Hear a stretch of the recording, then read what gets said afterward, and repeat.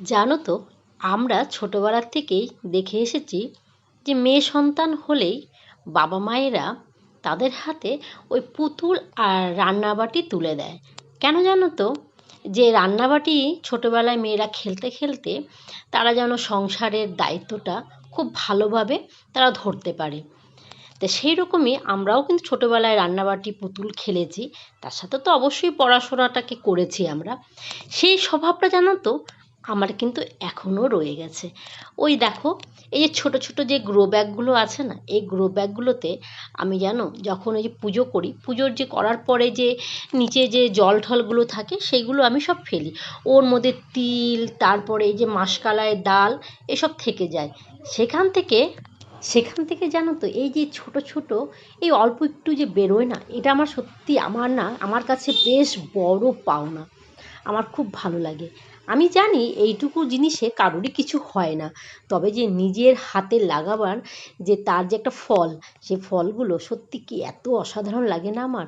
দেখো, যে কটা আমি পেয়েছি, এটা যদিও ভিডিওটা আমার বেশ অনেক দিনের আগের তোলা, তবে আমার এই ভয়েস রেকর্ড করার আলসিতে আমি একটু আমি এখন করছি তোমাদের সামনে, এটাকে আমি দিচ্ছি। এটা বেশ অনেক দিন আগে আমি এই যে মাসকলাই ডাল, তারপরে ছোলে, জানো তো এগুলো আমি সব তুলে তুলে সব রেখে দিয়েছিলাম।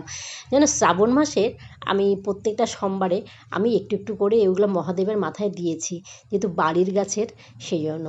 আর দেখো ছোলাগুলো হয়েছে, দেখো কি ভালো, তিনটে মাত্রই ছোলা হয়েছে, তবে কিন্তু বেশ ভালো ভালো, দানাটা কিন্তু বেশ বড় বড় হয়েছিল। দেখো, দেখেছো কতগুলো মাসকলাই ডাল হয়েছে, খুব ভালো লাগে। এটা মাসকলাই ডাল না, এটা হলো সবুজ মুগ ডাল এটা। আর এই দেখো একটা গাছে দেখো এই যে জব হয়েছে, জবটাও কিন্তু আমি এই যে পুজোর যে করার পরে জলগুলো ফেলি, জবটা। আর এই দেখো এখানে দেখো তিল গাছ হয়েছে, এই তিলটাও সত্যি এতটাই ভালো লাগে, সত্যি কত অসাধারণ লাগে, তাই না? দেখো, চলো। আর দেখো এই যে তিল গাছটা হয়েছে, তবে আমি এই তিলগুলো এখন পারবো না, যদি এইগুলো তিল না এখনও কাঁচা আছে। দেখো এখনও অনেক কলি আছে সাইডে, প্রচুর কলি আছে। আর একটা তিলে যে পেকে গেছে, এইটাকে আমি তুলে নেব, বাকিগুলো আমি সব রেখে দেব, পরে পারবো।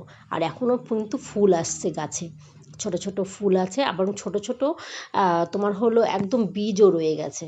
সুতরাং গাছে আমি তিলগুলো রেখে দেবো। দেখো, দেখতে পাচ্ছি কত ভালো লাগে দেখতে, আমার সত্যি আমার খুব ভালো লাগে।